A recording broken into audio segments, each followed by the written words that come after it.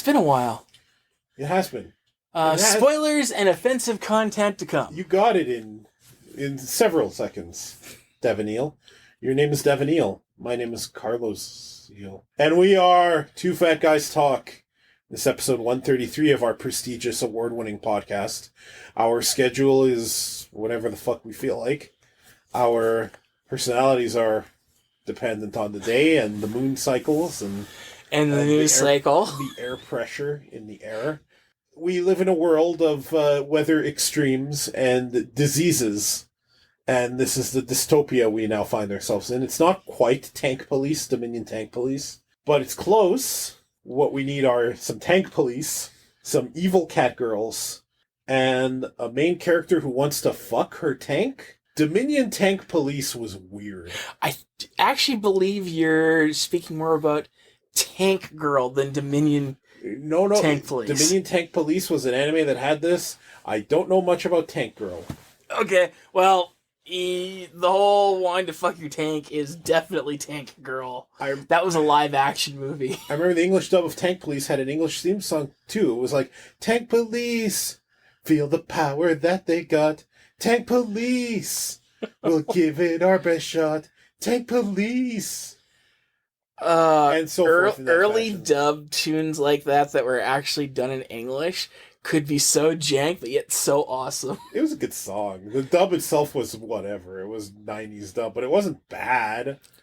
It played on the Canadian Space Network. Ooh. There were 3 whole episodes of Dominion Tank Police or Teletoon. It was one or the other. Wasn't YTV? It was not YTV, no. Because YTV tended to have all that. If it wasn't Fox, it was YTV. It was Teletoon. It was their late night programming. Oh. I think it came on after the Donkey Kong Country animated show that also had unusually good music but was otherwise really bad. Yeah. And I normally defend video game shows made on this side of the pond, like the Mario Brothers Super Show and Zelda, but I'm not going to defend Donkey Kong Country too much. Aww. I'm sorry to have upset you, Dave. Oh, the 90s were so jank for all that stuff. However, was Donkey Kong Country the 90s or the aughts?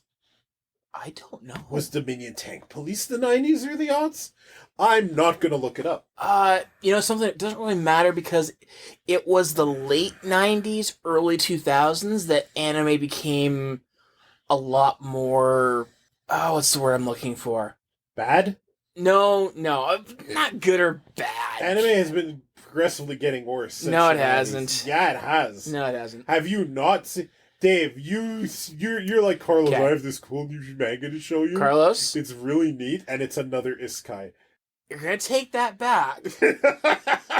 Or I've got the perfect isekai for you. The perfect one, eh? Yep. Yeah, bring it, asshole! You're going to show it to me anyway. No, actually I'm not, because I wouldn't put myself through it again. Okay, good.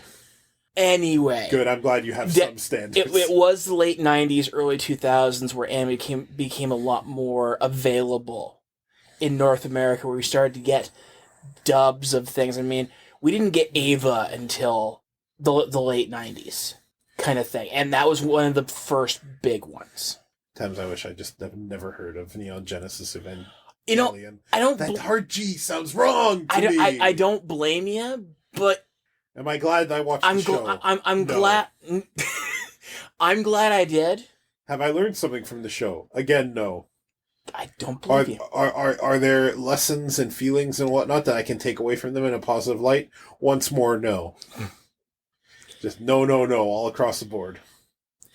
Funny enough, I'm surprised we've never gotten any big Ava games. With how popular it was and how controversial different things about it was, I'm surprised we never got any janky, weird Ava games. Other than, throwing an Ava skin on virtual on kind of stuff. There's a Neon Genesis Evangelion 64 for the N64 in Japan.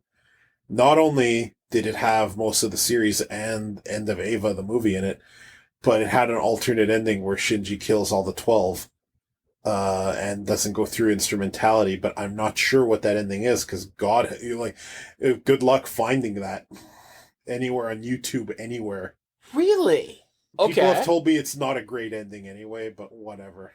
Well, anything's better than End of Ava, honestly. Yeah, I mean, like I once had a perforated ulcer that nearly killed me, and the whole time I was in the hospital, I'm like, this sucks, but it's certainly better than End of Evangelion. I mean, we've had some anime games that have come across, like Gungrave and things like that, which is actually coming out with a new Gungrave There are game. 4 Gungrave games, including this new one coming out. I knew of 2. And it still looks like Gungrave. I honestly do not understand how Gungrave has continued to have new games made when other properties that have been much more popular have not gotten shit. And I mean, Gungrave wasn't a bad anime. No, it wasn't great. But It certainly wasn't bad. Great. It wasn't bad, though. It didn't match the fun gun kata of the games, though. And it took a long time to get to that. That was probably one of the weakest parts of it. What's really odd, though, is that this new Gungrave game, even though it still appears to be Brandon Heat, you can tell the character designers are different, because he's looking a little Alucard-ish now. Just a touch Alucard from Hellsing. Just a smidgen real fucking vampire. The gun kata that he did before really didn't match the body type. Because he was a big, burly guy. Built like a fucking tank. And then he would do like Spider-Man flips with guns everywhere. Yeah. It seems kind of... It's just weird that we're getting anime-inspired games like that. Well, Dave, we are getting a Pocky and Rocky sequel in 2022. And I'm still in disbelief because... Cancel. It better not be. Like, it's just so weird that Natsume's like, okay, Harvest Moon's our baby. 90% of our output's gonna be Harvest Moon. But we're occasionally gonna go do a Wild Guns Reloaded or a fucking... Or a Pocky and Rocky. And we're gonna make it look incredible to boot. And then I realized something. There's another series that Natsume did as well that really would be nice to get this kind of super visual and gameplay upgrade. A little something called Estpolis. Do you remember Estpolis? I do. No, I don't. Do you really? I knew you didn't. But you will when I tell you the English title of it. Okay. Lufia. Thank you. Yes, abso-fucking-lutely. Because, I mean... I was telling Keeks this. I was telling her about, because I was showing her some of the Lufia characters, and I told her, like, Lufia was kind of lunar before lunar. Like, tell me if this sounds familiar. Evil gods trying to take over the world, but one of them, a blue-haired goddess, decides she doesn't want any more, so she reincarnates as a teenage girl who's in love with the main character. They have blue hair. And the evil characters try to make them a goddess again to do bad things. Does that sound familiar to you? Yeah, it's the plot of Lufia 1 and Lunar. Yeah, Lufia was lunar before lunar, basically. And you're not wrong. And I mean, Lufia 2 was the better game. It was definitely the mechanically better. It was the visually better. It had maybe my favorite boss theme in a game. I also thought that the storyline... I thought the actual interaction between your main character and the character that became your wife... Maxim and Selena? I think you're right. Now, Maxim I know, but I don't know if it's Selene or Selena. But I loved the chemistry and the writing between the two. Oh yeah, we should probably point this out. The Lufia games are really weird in that they were Super Nintendo releases that... despite not being a Square-Enix Ted Woolsey joint, got really solid translations. Oh, absolutely. Like, unusually top-notch English translations for the era in JRPGs, where the domain of Square-Enix... of Square, of Enix... Yes. And of Lufia? Well... And the occasional Phantasy Star, although Phantasy Star was hit and miss. Grandia was a PlayStation game. It was translated well enough. By that point, translations were, in general, much better than the early JRPGs. It's kind of funny. Square Enix in the Super Nintendo days had great translations because they had their good in-house team, and then they fired them and just did their translations in Japan, and they sucked. Yeah. And then they partnered with EA to become Square EA, and then for a while we got really good English translations again from the Electronic Arts side of things. Back when they weren't the evil conglomerate. They've always been evil, Dave. They've never not been evil. And now we have a Square, Square is a multinational company with English teams up the wazoo, making sure everything gets a proper translation, even if it's obscure like Dragon Quest was in the West forever. Well, and I think when it comes to the Square Enix merger, Enix always cared about their translations. Yeah, and that's they never did not care like Square came to. Go play an Ogre Battle or an Illusion of Gaia, and you're like, these are Enix games before Square Enix. Or any. And they're still well translated. Even though Enix was not the big name in here, they still took care with their English translations, which is weird to me. Well, yeah, even the Dragon Quest games were always top-notch done. So I feel that's where Square Enix came back to having good translation groups is thanks to the Enix part of that partnership. It's kind of funny because Square was always seen as the more popular, successful one, but Enix is the one that had the more stable earnings. So it was really Enix that was the more stable partner. And in that merger, Square didn't hold the power in that merger. At least not at the time. Nowadays, Square Enix feels way more like Square Jank than it does like Enix. And yet we still get those Enix-style games coming out. Now and then we do. But back to Natsume. Yeah, Pocky and Rocky Reshrined means maybe we're going to get some Lufia remasters or 2D sequels. Now, do you know why we're getting new Pocky and Rocky? No. Because Natsume has realized they need to expand their library of titles because their Harvest Moon games are not doing well. Yeah, Call of Duty it ain't. Back when they were... I don't mean quality-wise. I know. I mean financially. Thankfully, it's not Call of Duty quality. I mean, Call of Duty pulls in the money. I don't think Harvest Moon does.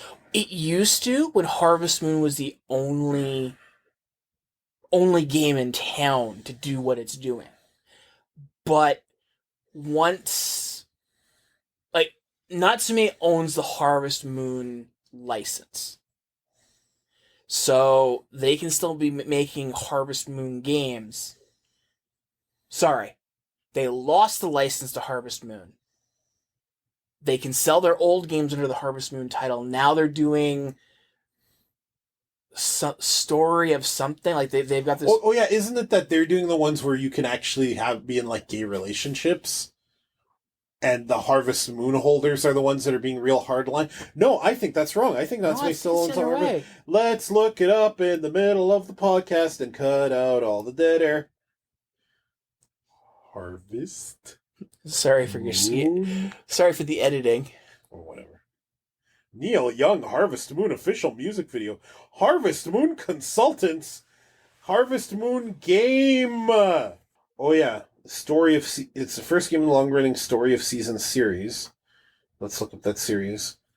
Story of Seasons. There we go. Formerly known as Harvest Moon. Yes, but is that Natsume who's doing those ones, or are they still doing Harvest Moon? Developer is Marvelous, and the publisher in Japan is Marvelous, and then America Exceed, formerly Natsume, and Palettes Marvelous Europe, formerly Nintendo and Rising Star Games. But is Harvest Moon still around? It is. Okay, what does Natsume work on? Oh, that's right, there are two Natsumes. Natsume Atari and Natsume. And I think Pocky and Rocky Reshrined is Natsume Atari, and I don't know which one of them owns Lufia. Well, according to this, Natsume, which is the title, the logo we normally see, which is Natsume Atari, they're actually the same company, according to their Wikipedia article. Okay.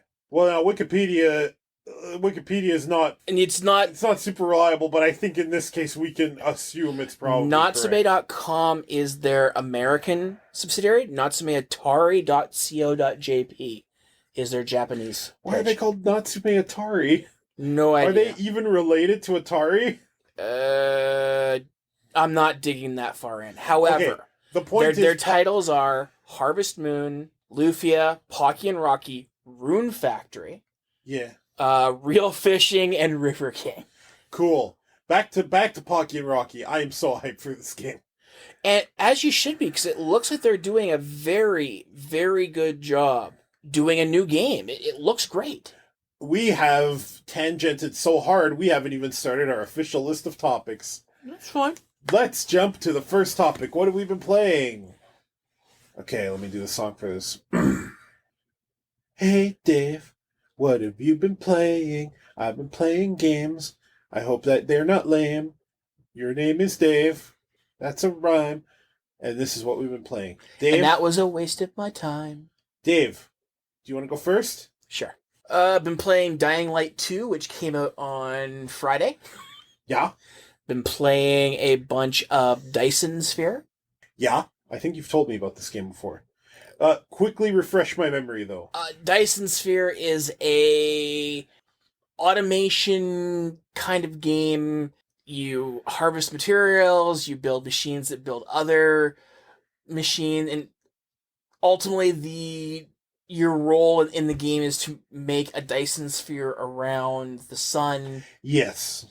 I remember it now. I've had it for months now, but I've only just recently started playing it, and it's a neat little game. I do wish it had multiplayer. Mm-hmm. Because I think that would make it both more fun and a little bit less lengthy in taking your time. Gotcha. But otherwise, I mean, it looks great. It plays great. Yay. Yeah. I've been playing a bunch of Guild Wars 2. Probably put about 100 hours in the last month easily. Yeah. Into that game. Because back when the first expansion came out for it, I got about half an hour into it, and I was just like done. No one else, my friends, were playing it. The community wasn't really jumping into it, or if they were rushing right through all the content, trying to get to endgame, and I was just kind of burned out on Guild Wars 2, so recently, they're coming out with their third expansion, maybe this month.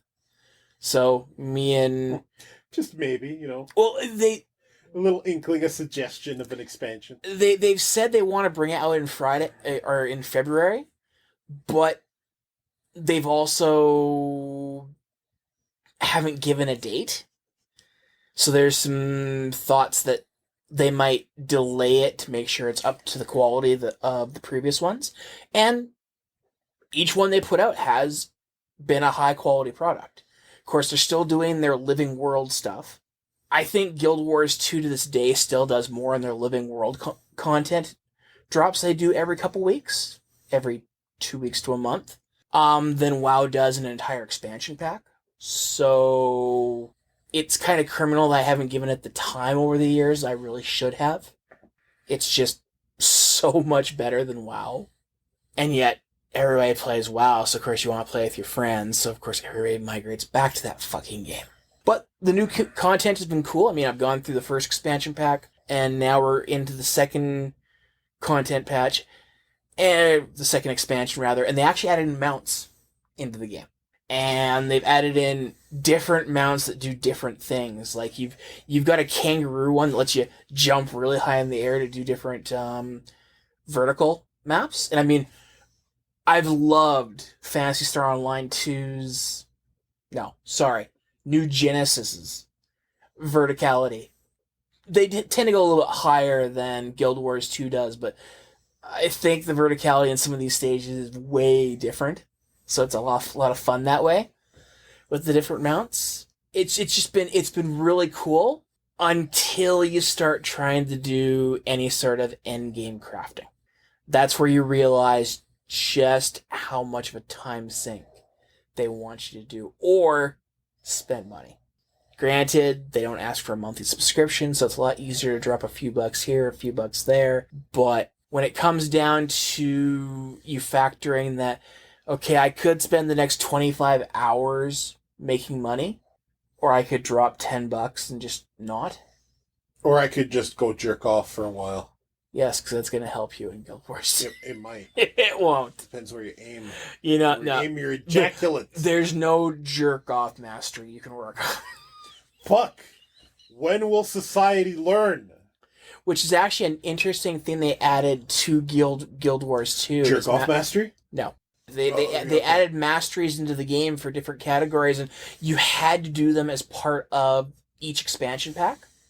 But yet, mastering each tree took a amazing amount of experience. Now, granted, we're 2 expansions behind, so it's not like we've had the years between expansion packs to get all of that experience to master them out. So it's a little bit harder for us to master each tree, but it hasn't affected enjoying the game, thankfully. Yeah, Guild Wars 2 is still very much one of the massive multiplayer games that people should be paying attention to, but don't give the time of day, unfortunately. I'll never give it the time of day again. You never did. Well, I played it for a while. I had a lot of fun with it, actually. What have you been playing? What have I been playing? I'll tell you what I've been playing. In addition to my usual staples of Mario Golf Super Rush and Phantasy Star Online 2, New Genesis, let's talk about that for a minute. That game in February of 2022, which we are in right now, is getting a whole ton of updates, including a level cap increase, new items, new higher level zone versions of previous zones and quests, Dark Falls invasions, story, just a whole bunch of extra shit that basically every Wednesday from now till the end of the month is going to be a busy one in PSO2 New Genesis. And I'm looking forward to it because I still love the shit out of that game. These days I'm playing a hunter using a partisan and wired lance multi-weapon combo with a force subclass so that I never run out of PP. It's just good times. I really love that game. I have also been playing a lot of Super Mario Bros. 2 lately. I really wish there was a sequel to Super Mario Bros. 2. I want a Super Mario Bros. 2 2. I want another game where you go back to Subcon and maybe it's invading reality and you pluck vegetables and you throw enemies at your other enemies and you throw potions to make doors and you have to run from the stupid masks because you grabbed a key. I really want one of these. I really want more Mario 2 in my life, and we never got it. So I think the closest you'll get is the Super Mario Advance games. Well, the Super Mario Advance games were just re-releases of the old games. Super Mario Advance was Mario 2, basically. There was also Donkey Kong on Game Boy Color, which was kind of a massive remake of the original Donkey Kong, which introduced a lot more stages and a lot of Mario 2 mechanics, such as lifting and throwing items. I've also been playing an illegal thing. Something that is not legal, Dave. I've been playing on a WoW private server called Ascension. Ascension is been running for a few years. You might have seen advertisements for it. First of all, it is, I don't know how it's still running. It could be shut down before this episode goes to air, for all I know. But it is basically what I wish World of Warcraft was, because they do things with the formula that are just so much fucking fun. The whole gimmick behind Ascension is that you are the hero class, and you can, with a certain amount of points, you can pick and choose abilities from any of the 9 base classes in the game. The game is currently at Burning Crusade. Well, the skills are at Wrath of the Lich King, but the game itself is at Burning Crusade. And you can literally grab any abilities you want from any classes to mix and match as you see fit. Pick whatever your primary stat is based on that, and try to make all these fun, unique, diverse builds based on all of the skill abilities that are in the game. So, for example, you want to be a sword and shield tank, but you really want to use some Sinister Strike and Eviscerate combos? You can. You want to be a Moonkin tank that wields a shield and can use Paladin Holy Shield abilities and Warlock's Drain Life to be a drain tank? You can. You want to be a fucking bow-wielding mage that uses hunter and magic skills and also druid magic skills? You can. The game itself has this impeccably well-done user interface instead of tutorials and in-game quests that teach you how to use these systems. They also have rotating kind of game modes that, unlike what Retail WoW does, is they don't punish you for making alts, they encourage you. This game kind of wants you to make your a powerhouse character on the stable server, but it also wants you to try out the various game modes, like the Resolute mode, where you don't get all the various experience bonuses that this game gives you, and you just level at the normal rate to get bonuses. The Iron Man mode, where you don't get to group with people. The high-risk PvP mode, where you can find dungeon and raid gear just out in the world, but if you get killed, you can be looted. The Legion Betrayal mode, where you betray the people of Azeroth to work for the Legion, and you immediately get to be level 20, and you have skills fed to you wildcard style that you have to make. You basically play WoW as a roguelike. You fall in a Legion meteor, and it's your job to slay heroes that are playing in the other game modes in order to increase your character's power. And if you die, you get booted back, but you can have permanent upgrades, like you work on like a roguelike. And there are so many extremely good ideas in this, that some Warhammery PvP ideas even, that I would just like, man, if WoW had a server type like this, it would dominate the game. It would be far and away more popular than any other server type they have, if they had these cool custom modes. And it is, since they're back in Wrath of the Lich King rules, there's some quality of life features missing, like mass looting every object at once. And even though there is a patch that lets you have the modern high-res models, we still don't have the nice Legion attack animations they added in Legion, so things still look a little jank, right? But it has been such an eye-opener for how World of Warcraft should kind of go. And I sincerely hope that it does somehow impact WoW. I don't see that happening, but I have my fingers crossed, because this thing's going to get shut down eventually. Mm-hmm. And I just hope that before that happens, I can squeeze some more fun out of it. Yeah, video games. Well, I mean, the first thing that could affect your server disappearing is the fact that Microsoft is buying Activision-Blizzard. Yeah, and that's not the only big acquisition that has happened since the last time we recorded. Sony is acquiring Bungie. We've also heard some really fun things, like how Sega's shutting down its arcade business in Japan. They already have. And that we know that their net worth is within range for buyouts. They probably want that. Okay, let's be frank. Corporate buyouts and monopolies are bad, and they're only going to make the late capitalist imperialist society we live in worse. That said, fun game speculating time of who could buy who to make the good games. Because I got to tell you, even though capitalism bad, I really want Microsoft to buy Konami in the worst way. Yeah, we'll get to Konami in a bit. We'll get to that's them part when of we a get to whole the NFTs. other topic. The NFTs, but we'll get to that. It's on the list. Let's start with Activision-Blizzard. Now, yeah, I don't like how much or how many different developers have been getting bought out during the last 2 to 3 years. Do you mean by Microsoft or by anybody? Now, usually it's EA eating up developers like Pac-Man. Thankfully, a lot of developers don't want to go down that route, which is awesome. But Microsoft has been buying studios wholesale. And while on one hand, I don't really mind it, because the current Microsoft, with its Game Pass and everything else, I have been definitely getting a lot of games through Game Pass. And I have been not profiting, but I've been able to abuse the system. And Microsoft has not been being the Microsoft of 10 years ago, where they say they're going to support PC and then don't. The Microsoft of 10 years ago was, fuck you guys, buy an Xbox because we want money. Now it's like, well, we can have our money from both ecosystems.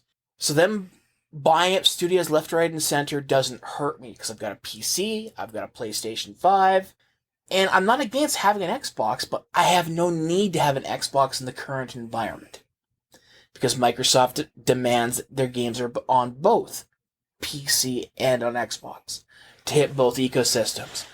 But I'm also not looking forward to Microsoft becoming Disney Part 2.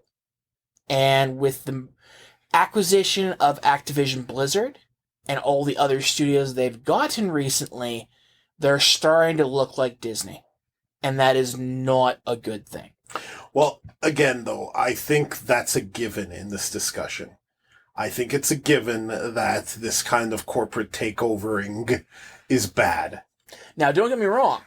I love the idea of this buyout, meaning that Bobby Kotick is gone from Activision-Blizzard. However, it's also looking that the FTC may block the acquisition. We'll see what happens. The FTC is definitely an organization that on paper has a good mandate and in practice is just a bunch of clowns. We'll see if that happens, but I think it's a given that societally and progressively this is always a bad thing. I think it's more interesting, though, to speculate who buys who and what good could come of it. Because at the moment, yes, a studio head changing from Phil Spencer to someone else could easily mean Microsoft's, or could easily mean Xbox going down the shitter again like it did in the early Xbox One days. However, at the moment, that's not what we have. At the moment, we have a head of Xbox who seems to be promoting a good guy image where they let their studios do their work uninterrupted and take their time to get things done, which is always appreciated. So I like to look at this more as what good things can come of this once finalized. Well, maybe will we see more World of Warcraft kind of progression? Will we see them adopt something like Ascension, like I talked about before? Will we see Crash Bandicoot worked on again? Will we see the Lost Vikings worked on again? Will we see Spyro the Dragon worked on again? What's the other franchise that Activision Blizzard owns that I was super excited for? Well, yeah, that would be a very long list. Oh no, because Activision Blizzard has many properties they've shut down studios and are just sitting there waiting to have something done with. And those are now owned by Microsoft. Well, not yet. Well, okay. I know. But us talking about whether or not that's going to happen, I don't think that's terribly... Oh, no, and I agree, but let me just say one thing about the work that Microsoft has done recently. I mean, a number of the studios that they have picked up have allowed those studios a great deal of money to finish off projects, like Psychonauts 2. I mean, that game took forever to get finished, but Microsoft just let the studio do what it was doing, gave it money, and said, get it done when it gets done. Whereas in the old days, it would be like, why isn't it done? You're being shut down. So, I mean, Microsoft has done a lot of good with a bunch of the studios that's picked up and just have left things alone. Now, under an Activision-Blizzard banner, though, I don't want them to leave things alone because Activision-Blizzard is not in a good place. No, it's not. It's absolutely not. There's a culture, a long ongoing, even before the Activision acquisition, a long ongoing culture of really shitty bros being really shitty problem hoes. And there's a lot of housework. There's a very bad culture. And it's not going to help because now with all this drive to unionize, Microsoft is going to shut that down too. So it's not all going to be good. Oh, absolutely. It's not all going to be good, right? That said, I'm hoping this leads to a better Blizzard. and a better World of Warcraft, because it's always on my mind, that game. I think it always will be on my mind. I'm always on and off again with it. I think this latest time it's going to take a lot for me to go on again, but it's probably going to happen at some point in the future. It's more the other franchises. The Sony acquiring Bungie, the thing about Bungie is that I haven't cared about Bungie since Halo Reach, because they've made Destiny, and I don't give two fucks about Destiny at all. We'll see what Bungie's next project is, but I don't think that's as big a story as Activision-Blizzard. No, it's not. And, they did that right after Microsoft is now trying to acquire Activision-Blizzard. But, Sony threw out that, we've got Bungie, but they've got Destiny. Now, don't get me wrong.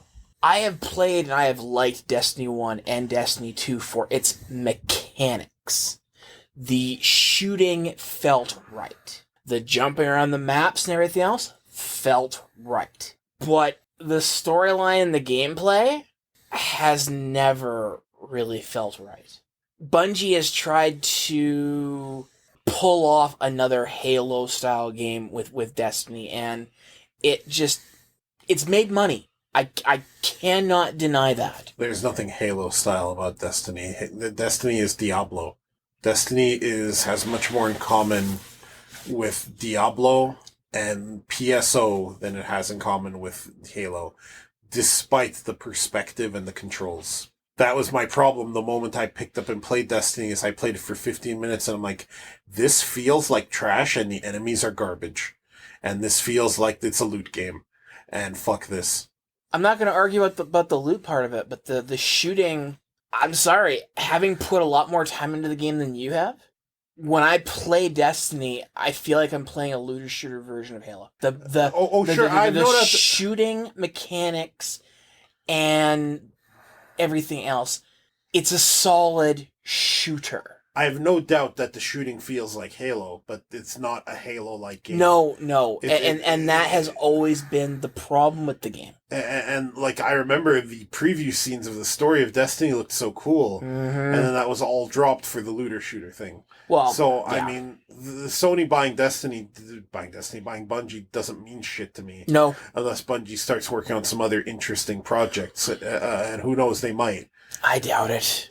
But they bought it for Destiny. Sony has always had a contract with Bungie, or back when they were Activision, part of them. Which would have been funny, because if they were still there, they would have been reacquired by Microsoft. Yeah, but anyway, Bungie bought back the rights to its game and broke off from them in 2019. Okay, fair enough. But how funny though if they had waited a little bit longer. In Microsoft's pocket. So, with the social and societal ramifications put aside, who do you want to see bought by who, and what do you think it could mean? And have some fun with this. For example, what if Microsoft bought Sega? Or what if Sony bought Konami?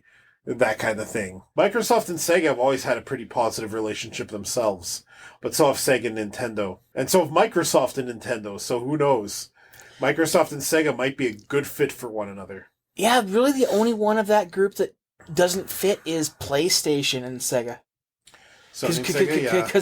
Because when you look at Sony and Sega, what have they really done together? Well, in Japan, PSO2 New Genesis is very popular on PlayStation. So if, say, Microsoft acquired Sega, that might shake things up a bit, though I'm sure Microsoft likes that money enough to keep it on PlayStation in Japan. That's the one thing that I respect Microsoft's current implementation for, is that if a studio they pick up has a game on PlayStation, they're like, fine, we'll keep supporting it. Now, granted, they have to be making money and everything else. I understand that. But at no time has Microsoft just said, yeah, you were working on a PlayStation game, that's not Xbox. Let's be real, though. They're only doing that because they want to keep making money. But, point is, who do you want to see buy who? And what do you think could come of it? For me, I say Microsoft and Sega because they're already kind of in bed with each other. I'm pretty sure Microsoft and the Yakuza are funding PSO2 New Genesis. And they've always kind of been buddy-buddy, even as far back as the Dreamcast days. Plus, adding Sonic to the Microsoft stable would really be a big win for Microsoft. It would be. I mean, honestly, the only sort of merger that is going to keep Sony. Now, I mean, Sony's not in absolute trouble right now, but the landscape is really not tilting in their favor. Don't even worry about what they are. Think about what you want. Well, actually, I've always said I wanted Nintendo to be a publisher rather than a system creator. So, Sony buying Nintendo. Man, my only problem with that is I want Nintendo to make PC games. And Sony's kind of iffy on their track record of bringing games to Windows. Sony is starting to see the advantage by bringing Sony games to PC. Yeah. Because they realize that people that have a PC don't necessarily want a PlayStation or an Xbox. Mm-hmm. So, if Sony wants some of that money, God of War is now on PC. Yeah, after a long time of console exclusivity. Yes, but they're starting to dip their fingers in that, and they're making a lot of money from it. Sony's always going to go where the money is. You're not wrong. I mean, Sony and Nintendo, I think, would be a good mix, or Nintendo buying Sony. Nintendo probably could, but Nintendo doesn't really want to buy companies. And by the way, a little tangent here. I've seen a lot of people sucking Nintendo's dick because they say, well, while Microsoft and Sony buy companies, Nintendo works with them. Nintendo has also used open source emulator components without credit, fucked over people on pricing and taxes, are going to send a hacker to jail for 6 years for hacking some Nintendo thing, a victimless crime, and have done a whole bunch of other absolute garbage moves. No corporation is your friend, not Microsoft, not Sony, not Nintendo. Get off its fucking dick. Konami being bought by anybody is a good thing. Yeah, because maybe we'll get something done that isn't NFTs, which we'll get to in a moment. Yeah, we're a little way. That's going to be the last topic of the day. Well, maybe we should cover it now, because we've been talking about it a lot. It probably makes sense to go into NFTs right now. Okay, fine. Konami... Oh, hang on. I clearly need to make an NFT song. Oh, God. Okay, are we ready? Okay. NFT, non-fungible tokens, NFT, non-fungible tokens, NFT.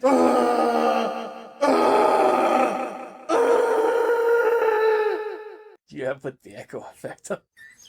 Okay. That's a good idea. I like that little bit of input. So, Konami and Ubisoft are both jumping down the NFTs. Well, they're sucking on the NFT dick. I like all these dick-sucking references. That really makes me horny as we record. It's really quite good. Okay, never mentioning it ever again. For those who don't know, NFTs are non-fungible tokens. They're basically a cryptocurrency that, instead of being a usable currency, in which cryptocurrency is already a horrible scam that's destroying the planet, non-fungible tokens are basically receipts for digital goods that are supposed to be encrypted and unique to you, so that when you buy a piece of shitty or stolen artwork on the internet for real money, that only you get to have a copy of it. Because you have the NFT, that's the proof of purchase that only you can download the image and have it. Even though anyone who copy passes it gets a perfect copy, which makes it a giant scam. And a lot of this shit is stolen. NFTs are an absolute garbage trend that, along with cryptocurrency and a whole bunch of other shit, is destroying the world. And unfortunately, we have a lot of companies that are either well into the NFT taint or talking heavily about them, which includes Ubisoft, Konami, Square-Enix, and others that really need to stop. Now, you wanted to talk about NFTs, Dave, and I think in my describing what NFTs are, I let a little bit of bias through, you might have heard, that I think NFTs are an absolute fucking scam, and that they need to be made illegal along with cryptocurrency, which is the blockchain for these garbage fucking technologies has to keep getting bigger and bigger because that's what tracks the validity of them. That's why they need miners to keep this blockchain going, and that's why it eats up more and more power. So nerds can have their fake coins that live in their computer. We are accelerating a real problem to all of our well-being. NFTs are absolute garbage. I hate them. They need to be made illegal. And anybody who defends NFTs is a fucking ass clown. That's my opinion on NFTs. I don't disagree. I mean, as you said, the image is basically the receipt for your purchase, which is worth absolutely fucking nothing. It's not that the image is the receipt, it's that the receipt you get is a bit of cryptocurrency that proves you the owner of the image. Sure. Yeah. It's garbage. It is a quote-unquote new technology that, of course, the worst companies are now defending and wanting to make part of their games. I was not surprised by Ubisoft jumping on it. I was not surprised by fucking Konami. Because what has Konami given us recently? Other than Getsu Fumaden Undying Moon, which is actually really good, and the 2 Castlevania collections, which are actually really good, they've given us a lot of heartache because they do nothing with the legendary franchises they have. And again, other than that Fuma game, what new have they given us? You didn't say new. And the collections are new. They're modern collections, so they count. Great. They slap their games into an emulator and sold it to us. It's a little more involved than that. There are additional features and whatnot that are more than just emulation, but they're legit good collections. I'll defend those collections. That said, Konami is content to simply just milk all its properties for what they're worth, because their higher-ups are just greedy fuckfaces who give no care to the artistry behind the franchises that made Konami what it is.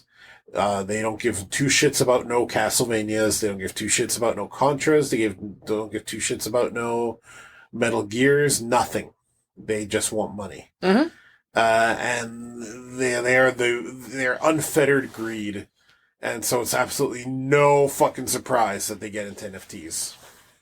Square-Enix wanting to get into it is alarming, but it's probably going to happen because that stupid memo basically...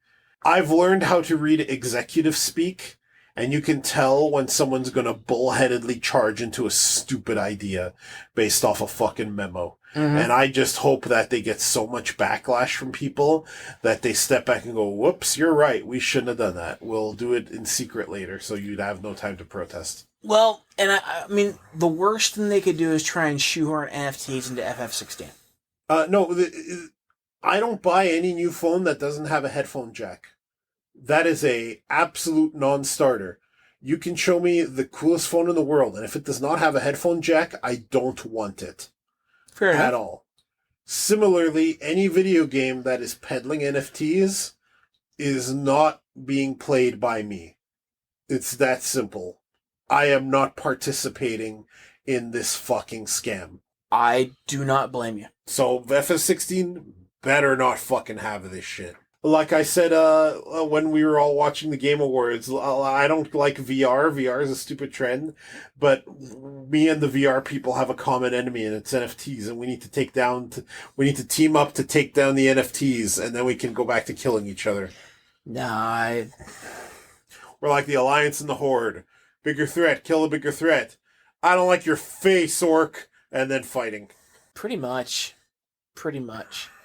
No, NFTs are a scam and should not be in any of our games. Or anything, period. Yeah. What's our next topic, Dave? Oh boy. Yeah. So, you're browsing the internet. I need to make a song for this. What's the topic? Ad blocking. Okay. Is ad blocking piracy? Hi, my name is Linus, and I think that ad blocking is piracy. Why is everybody yelling at me? Why is everybody yelling? Don't you see that ad blocking is piracy? And that's why I am telling you and me, we can't have this ad blocking up, or else you take the money out of my mouth. Then I can't feed my kids or my pet, or give my computer parts some food. Stick the food right on the graphics card, so it can eat it real hard. And then I don't know how to go from here because this rhyme is going all to the shits. The fuck. Linus. So yeah, I brought this one up to you the other day. You hadn't heard about it yet. Mm-hmm. And for those who don't know, Linus Tech Tips, Linus of Linus Tech Tips, responded to someone saying that ad blocking is piracy because the ads are the payment for watching a video. And Dave, what do you think of that?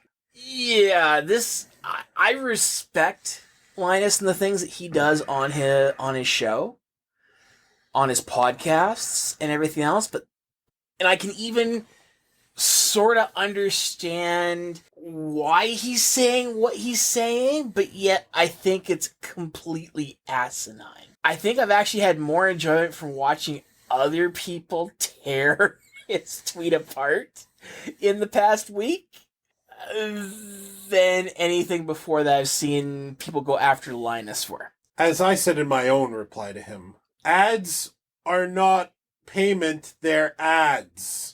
When I am watching Family Feud with Steve Harvey with my family, and a commercial comes up, and I start talking to them, or going on my phone, or checking another channel, it's not piracy, it is me blocking the ad. Because fuck advertisements. So having ad block on my computer, block and skip advertisements, is not piracy. Now, I get why he's saying it, because he gets revenue based on how many successful ads are shown. I get it. Mm-hmm. Get a Patreon instead and don't fucking put ads in your fucking video. That's what I think that's what I think everybody should do. Circumvent this goddamn ad ecosystem entirely, because fuck ads. Wow, fuck ads and fuck YouTube. Yeah. Ad blocking is not piracy. Linus is wrong. There's a lot of things he's right about. This ain't one of them. He is absolutely wrong. Ad blocking is not piracy. And, I mean, I could forgive if it was the initial tweet and then he just shut up. No, he doubled down in response. Oh, he has doubled, tripled, and quadrupled down on this one. Likening it to going into a movie theater and not paying for your ticket. Nope, wrong. And a bunch of other stupid. A better analogy would be not sitting down in the theater until the previews are done. And you're still not pirating anything if you do that. No. I already pay to access YouTube, my internet access, and he has chosen to make his content available on this platform and not behind a paywall of any kind. And if I was pirating that would be piracy. It is not piracy, it is an advertisement. Yeah, he's technically wrong, and he is wrong in spirit, because ads are a problem, and they're invasive and intrusive. They can actually have malware in them. Fuck ads. I will continue blocking them, and I encourage everyone to do so, even on our videos, because if you see ads on our shit, it's either some old one I forgot to take it out of, or we got copyright hit by something. Fuck ads. Ad block to your heart's content. Linus should start a fucking Patreon if he doesn't fucking like it. Start a Patreon, start a Ko-fi, start some kind of donation thing where people can bypass the ad framework and contribute directly. Don't do this fucking ad block is piracy shit.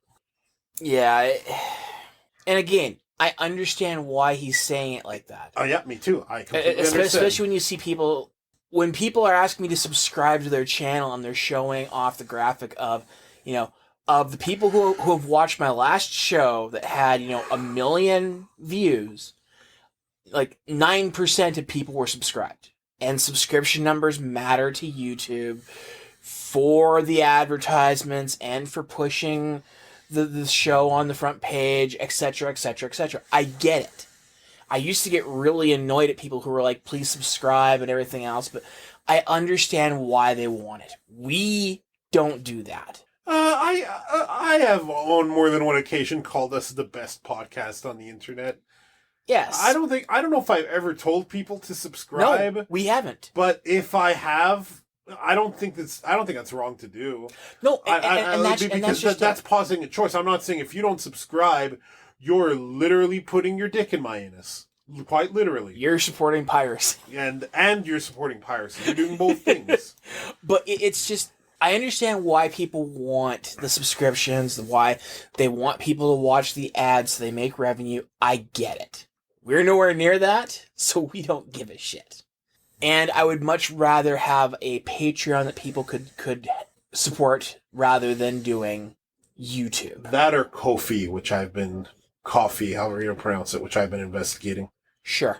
But I mean, finding alternatives to YouTube are another thing. Speaking of alternatives to YouTube, what's our next topic? What game series would you like to see get an open world game?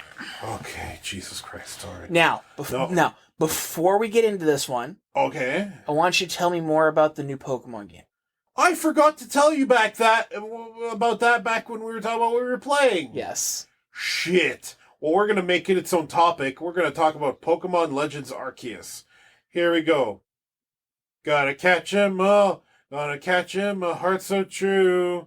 A time portal I got pulled through. Pokemon Legends Arceus. It's a Niskai.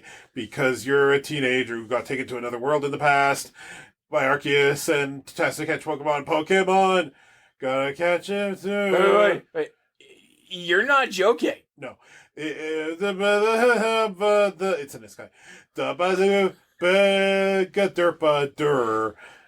So, Pokemon Legends Arceus.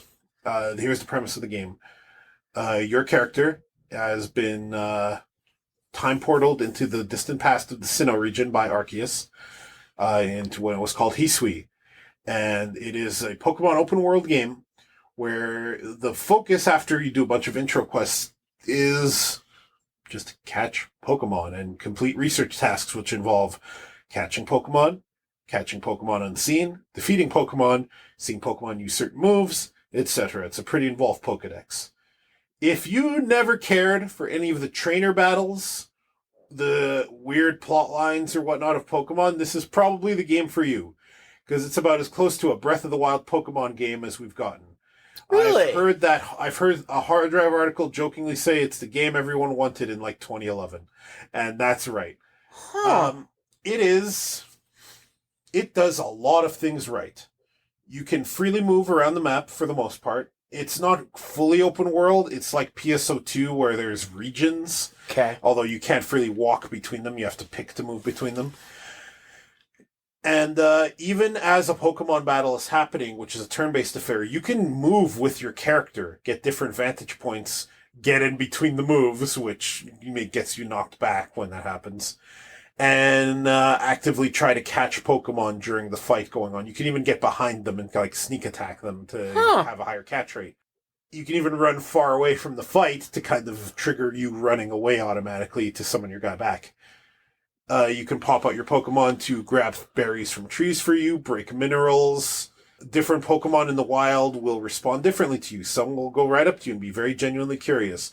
Others will attack you, and the child you're playing at, has a Gears of War style health system where if you get hit, the edges of your screen get red to indicate that a Pokemon just beat the shit out of you, and that you better not get beat the shit out of more, or you're going to be dragged back to town because you blacked out in the field because a Pokemon beat the shit out of you.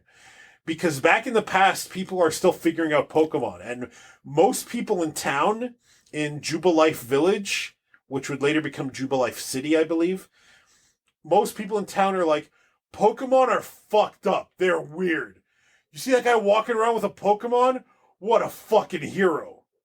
They don't know shit about Pokemon, right? Pokemon are frightening creatures. I saw a level 40 Rapidash. It nearly murdered me. You have a dodge roll, Dave. Okay. You have a dodge roll in this game, and you best use it. Because you look at a Rapidash the wrong way, it's going to fucking charge you with its flames, right? Because Because there's certain catharsis to watching your Pokemon child get trampled by a wild fire horse, I gotta tell you. In fact, I've seen videos where people have caught the higher level Pokemon without using their own, by just throwing the various balms to calm them down and then hitting them with a Pokeball.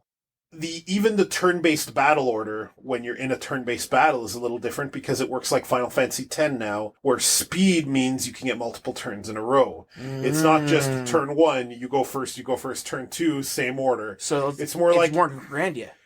If someone has 100 speed and someone else has 50, the 100 speed guy is going to get 2 turns to every one of the other guy. Yeah, so Grandia. So okay. it's more FF10 because you can actually call up the turn order with a press of a button to get the FF10 turn order thing on the screen, which I have up all the time.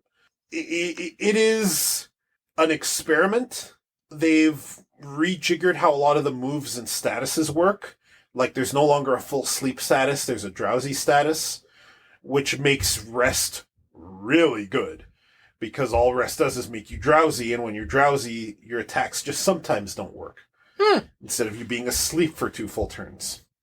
Okay. The starters are from other regions. They're familiar starters, but they all have brand new final forms. Okay. In this region. Like, for example, Cyndaquil, Quilava, Typhlosion, but Typhlosion is Fire Ghost now. So, a lot of moves have been rejiggered to have different convenient effects. You can now master a move and use it in strong style or agile style, which makes the move cost more PP, but in agile style, it's weaker, but you might get your turn faster next time, I guess, so it speeds up your speed a little bit. And in strong style, it makes you slower, but it has a lot more power behind the move. Okay. You can change moves on the fly out of battle without move tutors or anything. You can Diablo 3 this shit. Good. Whatever the fuck you want in the menu. There are a lot because of why shouldn't you have been able to do that before? Yeah, there is a move tutor where you can buy them to learn moves if your Pokemon is compatible with them. But even then, they just go onto your move list and you can swap them out on the fly as you see fit. No more TMs. Worrying about TMs. And, well, TMs haven't really been a thing for a while. And Sword and Shield, you didn't have them either. But there's a ton of really interesting things this game does. And I think it's worth your time to at least look at a few videos to see if it's for you. Okay. It's not perfect. The world is pretty open and empty except for Pokemon. If running through a field of Geodudes sounds like your cup of tea, this is the game for you. If you are looking for hidden fucking collectibles at every mountaintop, this is not the game for you because it's mostly about the Pokemon. It's like if Pokemon Go was a video game set in like the Scottish Highlands, I don't know, with a very Japan theme to it. Okay, so the last set of games, Sword and Shield, and then Brilliant Diamond and Shining Pearl. Compare the open worldness of those games to this. Well, there was no real open world in those games. Sword and Shield had the various open world areas where you had some degree of freedom because there were no roads.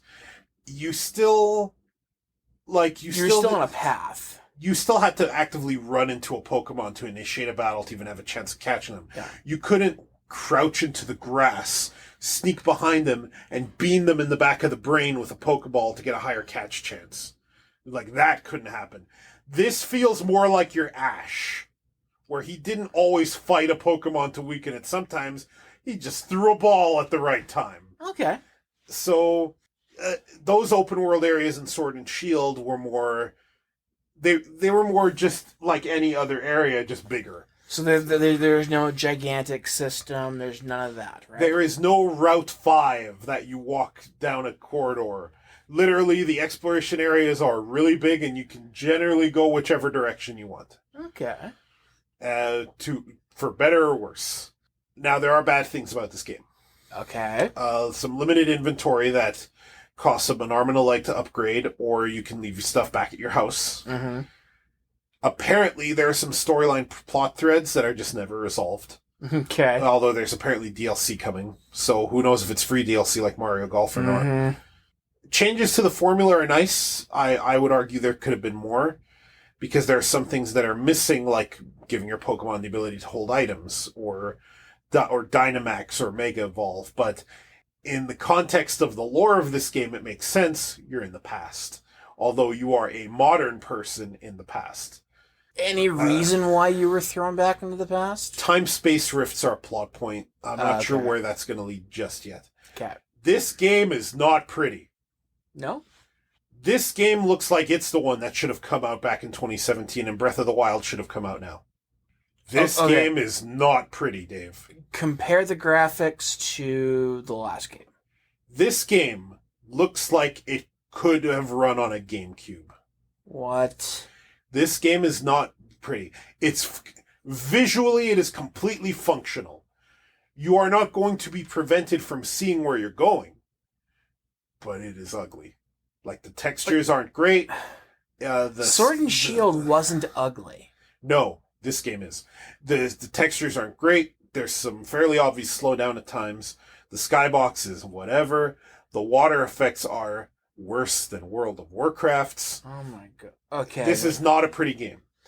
And it has no excuse to be this ugly because Game Freak is richer than Metallica and Nintendo is richer than both of them, and they could have afforded to make this game gorgeous. So the fact that this game looks as...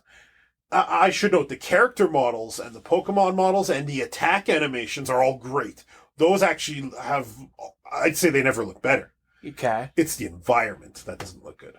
So the environment doesn't even look as good as fucking Sword and Shield. That's unfortunate. The thing about Sword and Shield is that they were smaller areas. It's kind of like how Crash Bandicoot got away with making fast, tight, really good-looking platforming on a PlayStation 1. They made everything a corridor. So in Sword and Shield, most things are just a corridor. So they can get away with tightening their focus a little bit. This is trying to do a big open world. And while it's not doing the ambitious things like the wind affecting a tree a mile away that the processor just loaded now that you'll never see, it is still an ambitious undertaking, and you can tell it was ambitious, but they didn't want to spend too much money on it. It feels a little cheap at times. Okay. There are, for all the innovations it takes, there's still some steps I wish it would take further. There are no genetics anymore. Like, they exist, but all they do is they determine certain growth levels. You get to start a little later. Your maximum is still the same for everyone. Okay. And the growth system is different and too complicated for me to explain here. They involve items that you pick up. But otherwise, it's very relaxing to just run around and catch Pokemon and craft new Pokeballs and potions with things you find on the fly and buy new clothes for your character and rank up and experience the story very, very slowly. So this might be a game you want to at least look at the videos for. Okay. Charlie over at Penguin Zero, Moist Critical, he did a video of him playing it, and he also did a video of his impressions of it.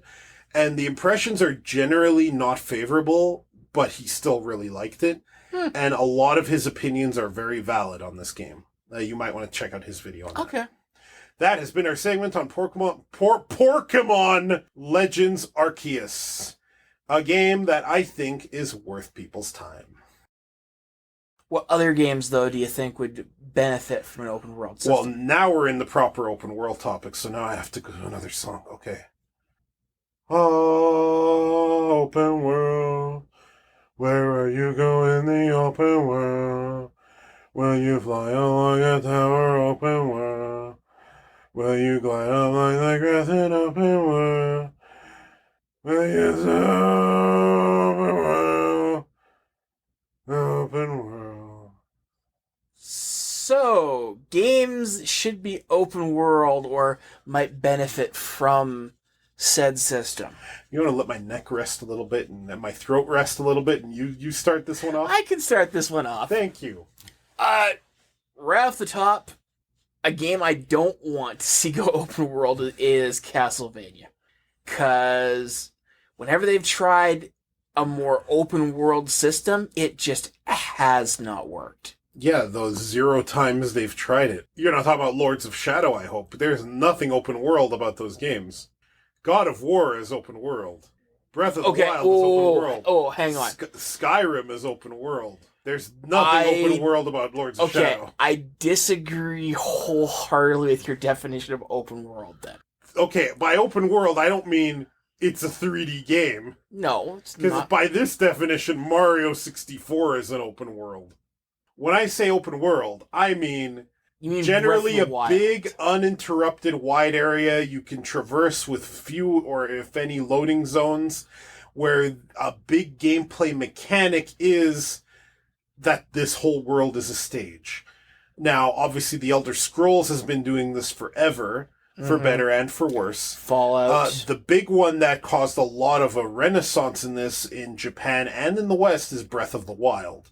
Because its system of open world is arguably what Genshin Impact, that one Ubisoft game I don't remember, Phantasy Star Online 2 New Genesis, and a whole bunch of other games, and Pokemon Legends Arceus, and a whole bunch of other games of that ilk. That's what I mean by open world. No. So, no, Castlevania has never had an open world game. Sorry for me to be harsh about it, but they haven't. I didn't say that Castlevania Lord of Shadows was open world. But I don't believe, based on what they've tried to do with games like Lord of Shadow, where they started to make larger open areas, open world again, I don't believe that, especially since Konami, that they would benefit from a system like that.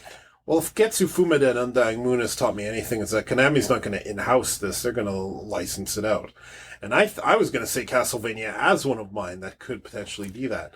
Because you have games like Lords of Shadow and Castlevania 64 that have more open areas. Yeah. But given the tools, a good whipping system, because the Lords of Shadow game's combat system was okay. It could use some work, but it could use some God of Warifying.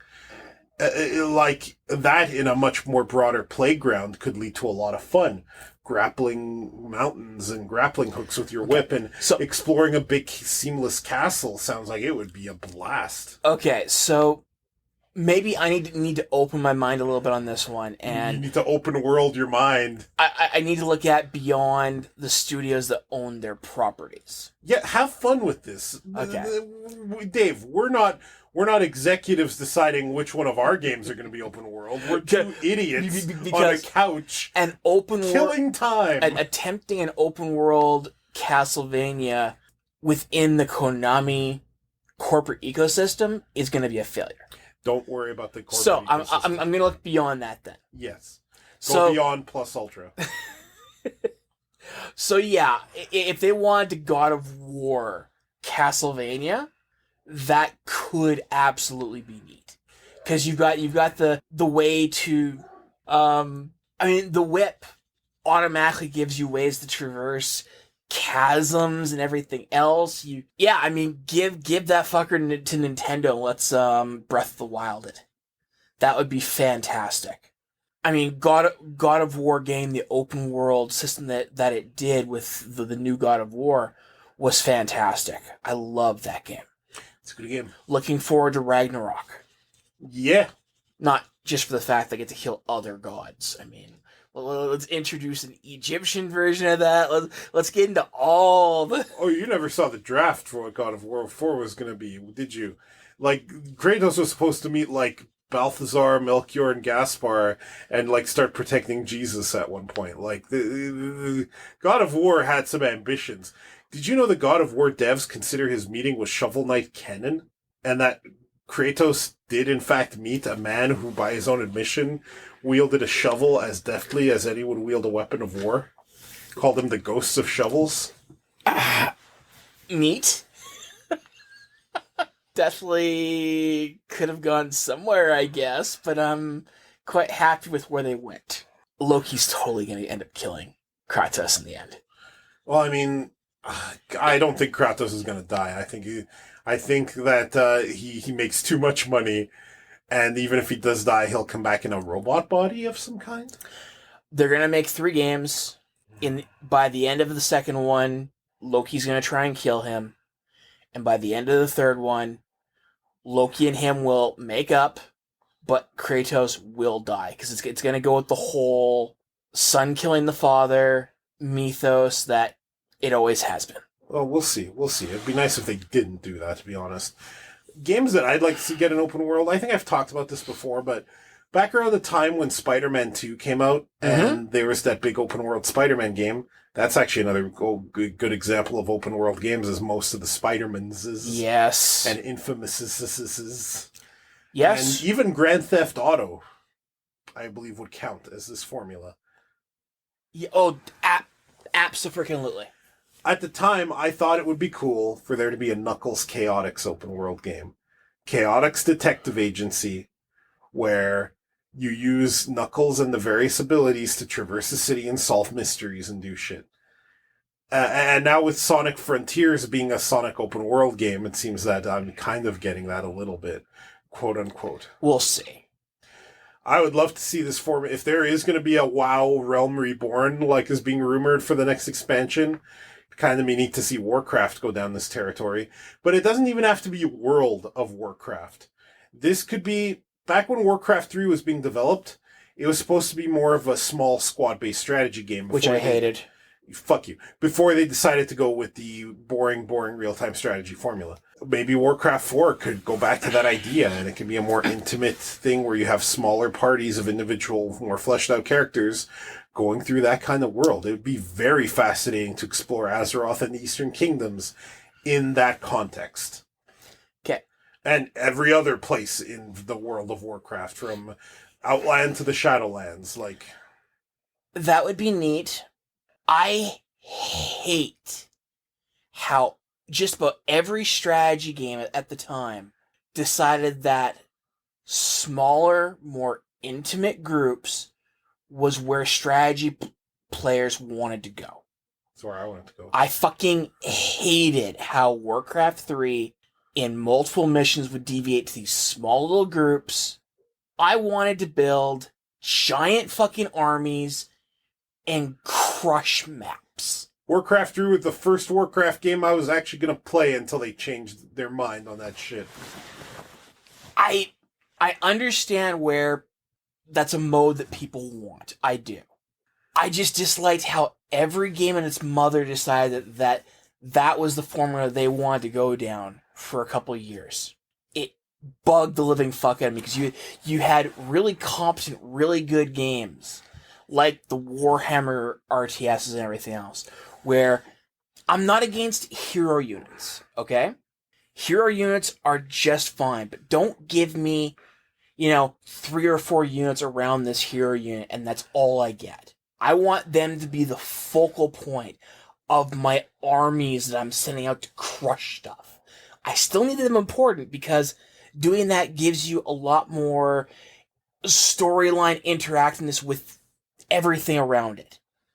But I like large armies and large warfare. I don't want these little unit things. Yeah, you and I are going to fundamentally disagree about that till the day we die. I have no doubt. It doesn't even have to be called the Warcraft 4 as the open world game. It can be, I don't know, Warcraft Legends Thrall, but instead of being that point-and-click adventure, can be a big open world thing. That kind of be neat to see. I'm secretly hoping Final Fantasy Remake 2, The Reckoning, is going to be some kind of open world thing where you get to explore the world of FF7, but in whatever order you want, and see the different events in this timeline be modified by how you choose to do that. I don't want that. I don't want your face! I totally believe that you can make strategy games that do exactly what you want, and I have no problem with that. I just don't like how so many good RTSs shoehorn that shit in, changing their combat systems completely. We're still on Warcraft? No. I just started talking about Final Fantasy 7 2. I know. And now we're back to RTSs. Okay. I don't want 7 Remake 2 to change too greatly from what we're already doing. I don't necessarily want them to, like, you want to do things possibly out of order, and I get that from playing, Metroid Dread and stuff like that. I'm still in playing Final Fantasy VII Remake and Remake 2 for playing the events that I played before, but with new interpretations and new ideas behind it. I love the fact that they're changing things up with, things happening earlier, things happening out of order, things changing. I just don't know if 7-2 needs to be a open world beyond what the open world was already. Yeah, open world. I want open world. Make it open world. Mario, you could kind of do that with. They experimented with that with Bowser's Fury a little bit. Although that was a very small open world, if we're going to be quite honest, it was still very open. Bowser's Fury. It was the game that was included in Super Mario 3D World for the Switch. Haven't gotten to that part yet. It is aggressively okay. I would like to see a better version of that. I guess a lot of the Mario Odyssey areas were a lot more open, but that wasn't really an open world game, though. That was open world in kind of the way that Galaxies was. Now, I don't know if this new Kirby game is doing that. Kirby and the Forbidden Planet, or whatever it's called.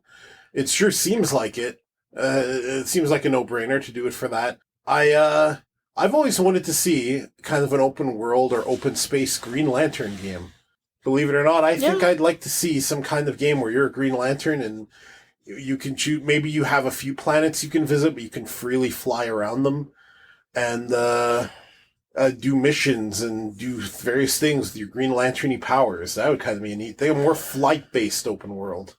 I like the idea. I'm just not sure how to pull it off. Don't know it. This is absolutely us having brainstorms. Like we're not developing these. Like I get that, but that's where my mind goes. Is okay. How do I differentiate that style of game from, say, a Superman game?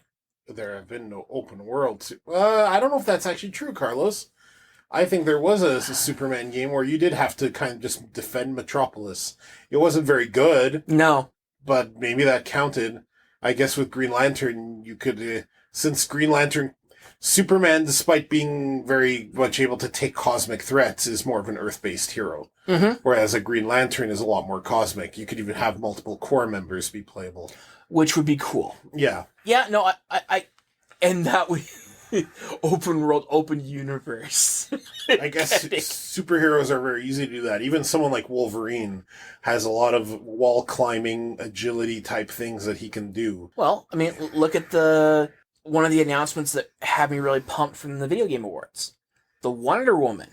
We don't really know what kind of game that's going to be, but she certainly has the abilities to pull off an open world. Well, seeing as it's Rocksteady, you can guess that's going to be very Batman-like.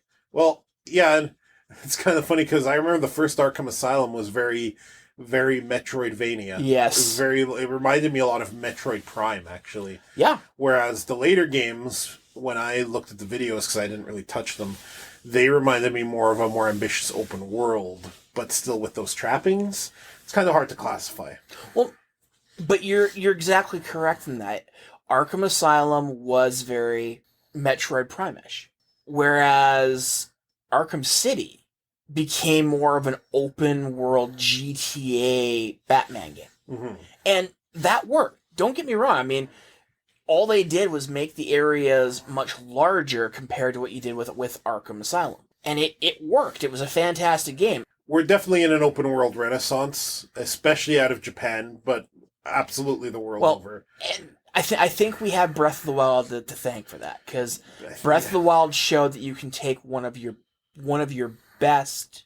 I mean, ultimately, Breath of the Wild was simply a crystallization of what they've been doing for years. You're not wrong. There is a little bit of Elder Scrolls in there. There's a little bit of Western open world in there, but it's mostly its own take on that. And Zelda 64 was ultimately small chunks of open world. Very small chunks. In the way that Pokemon Sword and Shield had open fields.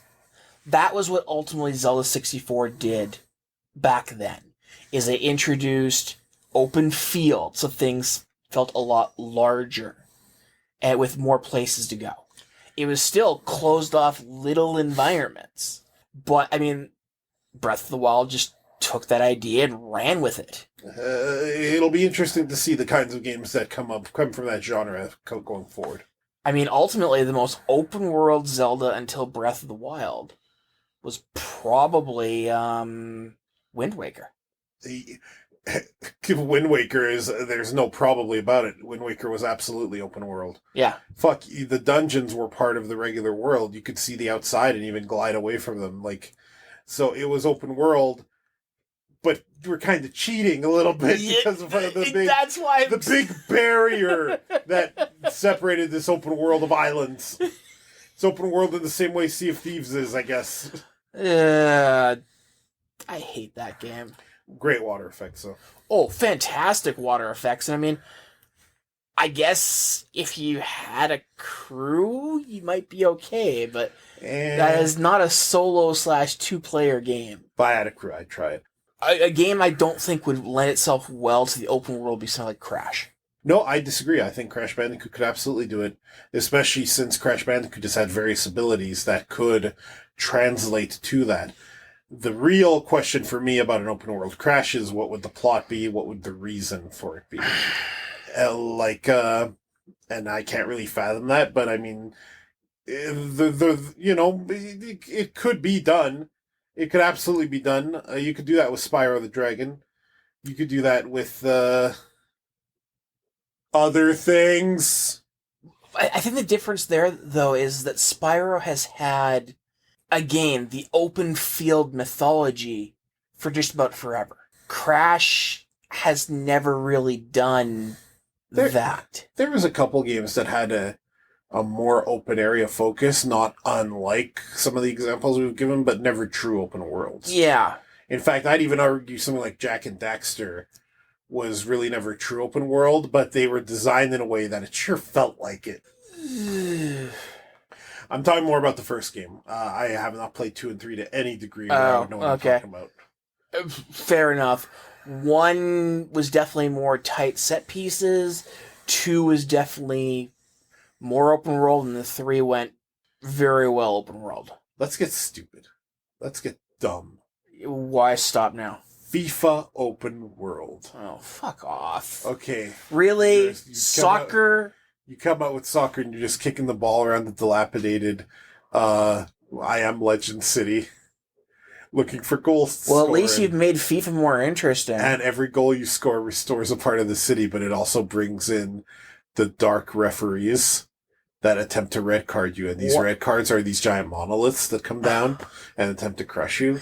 But you have to keep controlling your ball. See, the only change I would make there is every goal you score, you bring back the fans and therefore destroy the sport. Yes, and the problem is you can't bring back too many vuvuzelas, but you need maybe a couple. I would call it FIFA Revolution Resurrection. Oh, my head hurts just thinking about open world FIFA game. I mean, aren't these games janky enough? This Sonic Frontiers game coming out, I hope there's more than just Sonic playable in it. I'm sick of Sonic games where he's the only playable character. The only problem is if you let Tails or Knuckles be playable in this game, do they not break it? Automatically better. Now, Knuckles, we saw in Phantasy Star Online 2 New Genesis, our characters are basically Knuckles already. We can glide, and we can climb, and we can shoot. Just like Knuckles can. So we're already Knuckles. What we're not is Tails. And I think Tails, if you want to design an open world game around Tails, you have the potential to make the best game ever made. But you gotta really design around this free-flying little fox, who is also almost as fast as the hedgehog, and arguably more agile because he can fly. Yeah, like, I think a Sonic open-world game can work. We're gonna find out. The problem is that my idea of open world and Sega's idea of open world don't match. New Genesis is an open world game. It is. Yes. It's just... It could be more open. I'd like to be able to glide from Aelio to Ritem and explore that river that's in between it. I mean, the only reason you can't is because of they're in different server. Yeah, no, I realize there's the server load, and that's how, with the spaghetti code and the fact that you can parry things without lag, and that's why they have Game Guard running, because this is a character action online game. Yeah. And that somehow works, that this is being held together with twine, prayer, and some cement. I still love it, but yeah, man. As my final thing that I would love an open world game for. Yeah? Yuki Yuna, the open world game. Now, there was a PSP game of Yuki Yuna, and my memory of it was remembering reading someone playing it, and they were controlling Togo, and they tried to move her, and she didn't move. Okay. And then they're like, oh yeah, right. she can got no legs. She has legs, but she can't walk. They literally had to keep jumping. And of course it was a dumb moment. Of course she can't just move on the ground. You have to jump with her.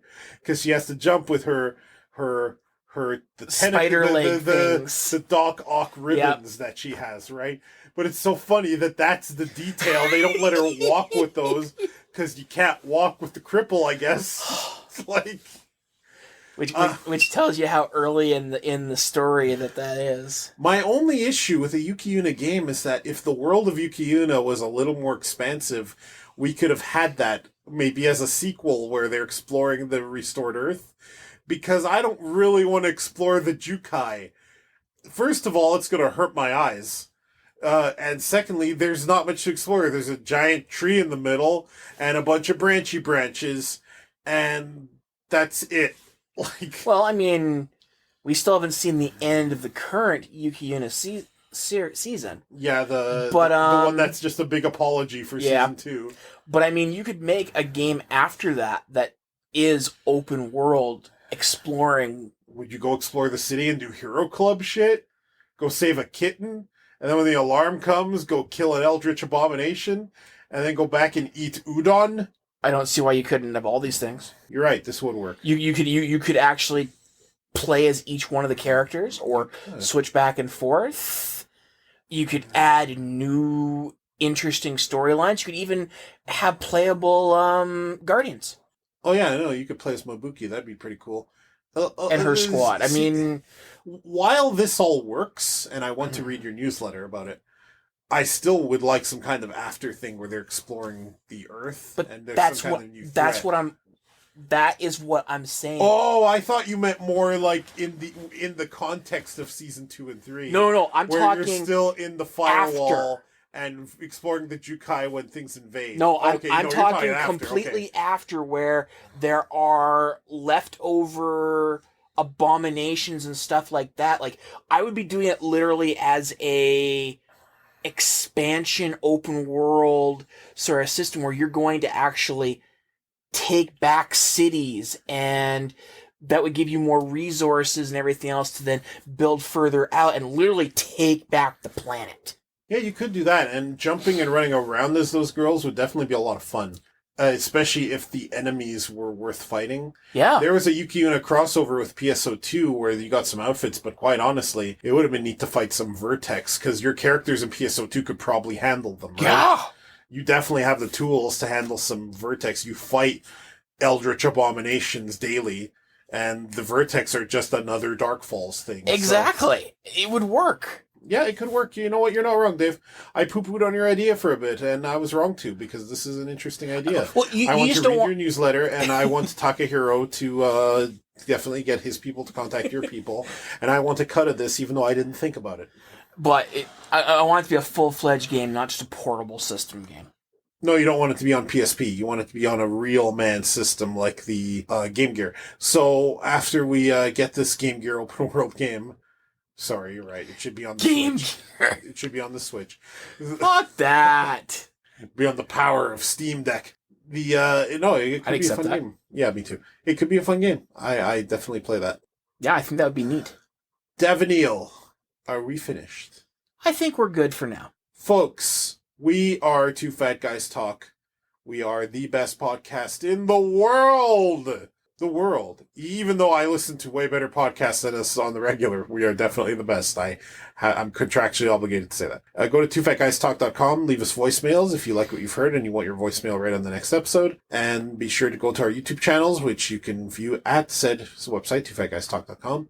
Leave us comments, leave us suggestions, leave us feedback, share with your friends, do all that fun stuff. Tune in next time. Goodbye.